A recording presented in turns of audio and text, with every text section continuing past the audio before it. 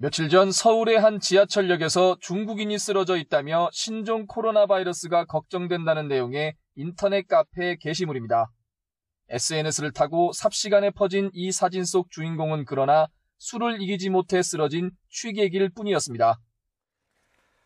네, 보신 것처럼 신종 코로나 관련 가짜 뉴스가 빠르게 퍼지고 있습니다. 특정 쇼핑몰에서 환자가 실려갔다, 또 이 특정 회사에서 확진 환자가 발생했다와 같은 내가 봤는데 이 불이부터 눈만 마주쳐도 감염이 된다 이런 카더라 통신이 SNS를 통해서 확산하고 있습니다.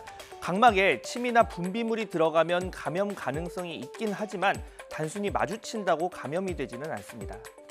자, 유튜브에서는 우한 폐렴이 중국 공산당의 생화학 무기고 연구시설에서 유출됐다 이런 내용의 영상도 올라왔습니다. 하지만 이스라엘 생화학 전문가 인터뷰라고 인용된 영상에는 보시는 것처럼 중국 국가위생건강위원회 주임이 등장을 했습니다.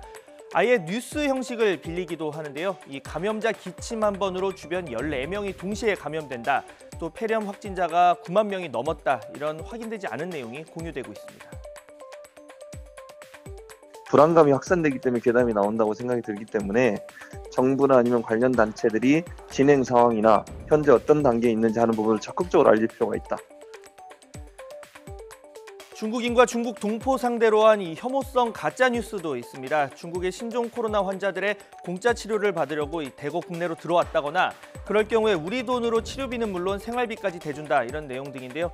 무분별한 반중 또 혐중으로 이어질 수 있다 이런 우려도 나오고 있습니다. 온라인에서는 이렇게 보시는 것처럼 죽기 싫습니다, 받지 않습니다라는 문구에 노 차이나 포스터가 확산하고 있습니다. 그동안 중국인 관광객들이 자주 찾았던 서울 중구에 있는 한 식당 입구에는 중국인 출입 금지를 알리는 한자로 알리는 안내문이 붙었고 또 중국 대사관 앞에서의 시위도 이어지고 있습니다. 우리 정부는 중국 관광객 입국을 즉각 차단하라! 음식 배달앱, 배달의 민족, 배달 노동자 노조, 배민 라이더스 지회는 아예 회사 측에 공문을 보냈습니다. 중국인 밀집 지역 배달 금지 또는 배달을 만약에 시킬 거면 위험수당을 지급해달라 이런 내용인데요. 논란이 일자 이들이 소속된 민주노총 서비스 연맹 측은 가맹 조직의 소수자 혐오 표현에 대해서 중대한 책임감을 느낀다며 사과했습니다. 확인되지 않은 정보나 허위 사실을 퍼나르기만 해도 명예훼손이나 업무방해 또는 전기통신기본법 위반죄 등으로 처벌을 받을 수 있습니다. 실제 메르스 사태 당시에 한 포털 커뮤니티에 메르스 탓에 특정 병원에 출입이 금지됐다 이런 허위 사실을 유포한 한 40대 남성, 당시에 업무방해죄로 징역형에 처해졌습니다.